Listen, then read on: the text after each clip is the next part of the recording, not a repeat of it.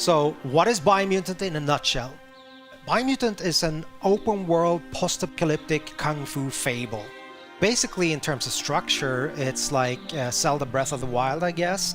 But the feedback that we've been getting over the years, it's that it kind of a strange, weird, good mix between Ratchet and Clank, Devil May Cry, Batman Arkham, yeah, and a couple of other influences. So it's truly an open world game, 8x8 kilometers, filled with a lot of weird events and fun things to find.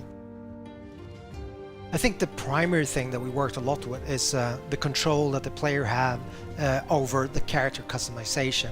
We have the possibility for the player, to set the attributes, and in Biomutant, that's tightly connected or integrated with the way that the character looks. But the player is like completely free to morph their own breed, we call it a breed, but mammal, if you will. And eventually, people have a lot of assumptions on what kind of animal this is. But for me, and I guess the team, we have allowed the player to make what I call, more like a Muppet.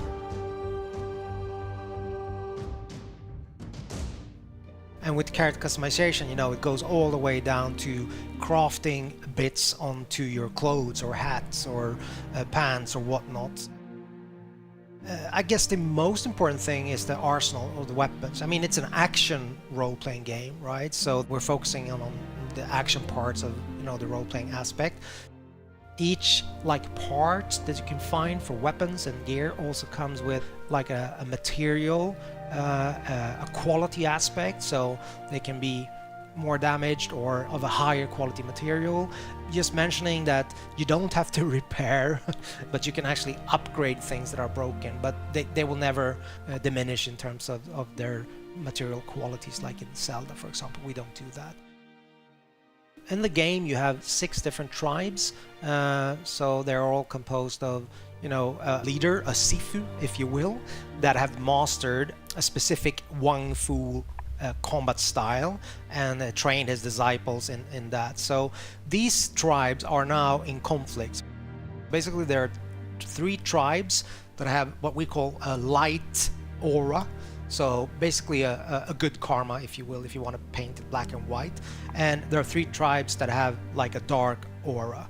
Eventually, at the start of the game, you will find that you have to choose an ally, so one of these 6 tribes. As you move along or go further into the game, you're free at any time to change your allegiance. But at the start of the game, you choose one of these 2 tribes. And basically, at that point, the state of the world is represented by the huge tree that's at the heart of the 8x8 kilometer open world.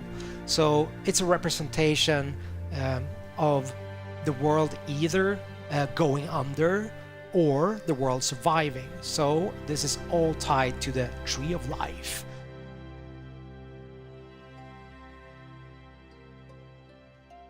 A light or a tribe, they want to save the world, so make sure that the tree survives, and also then uniting the other tribes, whilst allying with dark or a tribe would mean the opposite. They believe that the only way that you can move forward is to make sure there's kind of a cleansing, I guess. So making sure that everything that's bad in the world kind of goes under, so you have a rebirth and start anew, if that makes sense. So you're very free to make this choice, but also bear in mind that that will affect the ending of the game. Obviously, game being called Biomutant has to have some form of mutations slash abilities, right? There's quite a wide range of them. Primarily, we have the biomutations, so those are kind of more physical abilities, if you will. For example, you can spawn a mushroom in front of you. That has multiple uses, if I just use that one as an example, in terms of creative freedom for you as a player. Combining this jumping up on the mushroom with, let's say, just electricity shooting out from your fingers, like the Emperor in Star Wars, or once the character is airborne, like your enemy, just going up there, unleashing some other kind of strange abilities. I don't want to go into all of them. But the other aspect is the psi mutations. So those are more like your X-Men style abilities, if you will, like for example levitate, which again can give you both exploration opportunities, but also then you can use it in combat in conjunction with other abilities and obviously ranged combat, so that will give you an advantage, I guess.